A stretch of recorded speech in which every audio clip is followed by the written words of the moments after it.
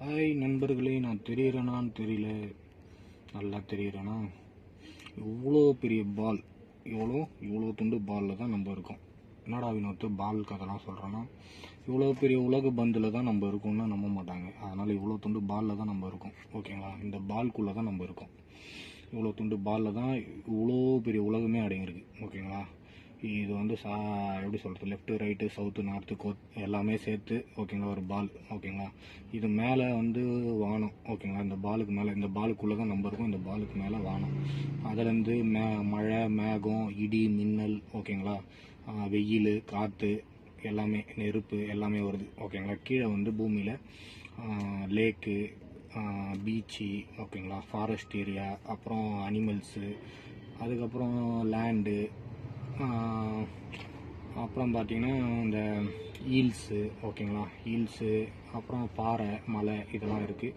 அதுக்கப்புறம் நம்ம ஃப்ளாட்டை வீடாக்கி வீட்டுக்குள்ளே நம்ம 4 பேர், ஓகேங்களா, நம்ம மனுஷனாக அங்கே உருவாகி, அதுக்கப்புறம் குரங்கு எல்லா அனிமல்ஸும் இருக்குது. ஓகேங்களா? அதுக்கு ஒரு வீடு எல்லாருக்கும். இவ்வளோவும் ஒரு பூமிக்குள்ளே அழகாக இருக்குது. ஆனால் இந்த பக்கம் நடுவில் வந்து வந்தால் கடல், அடியில் பூமி, ஓகேங்களா, மேலே வந்து காற்று, நெருப்பு, எரிமலை, ஓகேங்களா, ஒரு பக்கம் இதே சைடில் ஐஸ்லேண்டு, அப்புறம் பார்த்திங்கன்னா பனிப்பாறைகள், ஐஸ்லேண்டு, ஓகேங்களா, அப்புறம் கூலிங்கான ஒரு இடம், ஓகேங்களா, கடலில் வந்து ஆழமான ஒரு பகுதி. நம்ம கடலை சுற்றியும் இருக்கிறோம், கடல் மேலேயும் இருக்கும். அப்புறம் கடலுக்கு நடுவுலையும் இப்போ வீடு கட்ட ஆரம்பிச்சிட்டாங்க. அதே மாதிரி வானத்துலேயும் போய் வீடு கட்ட ஆரம்பிச்சிட்டாங்க. ஓகேங்களா? ஏன்டா வினோத் இதெல்லாம் சொல்கிறேன்னா, எப்படி சொல்கிறது எனக்கு தெரியல.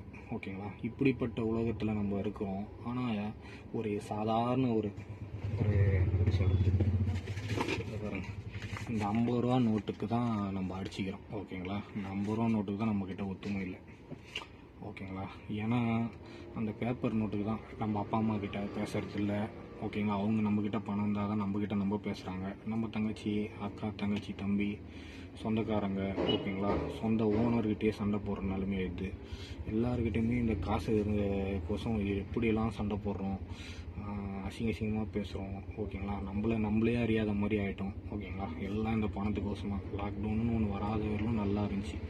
ஆனால் உண்மையாக லாக்டவுன்னு வந்துச்சு, எல்லாமே பணத்தை தேடி தான் ஓடிட்டுருக்கோம்.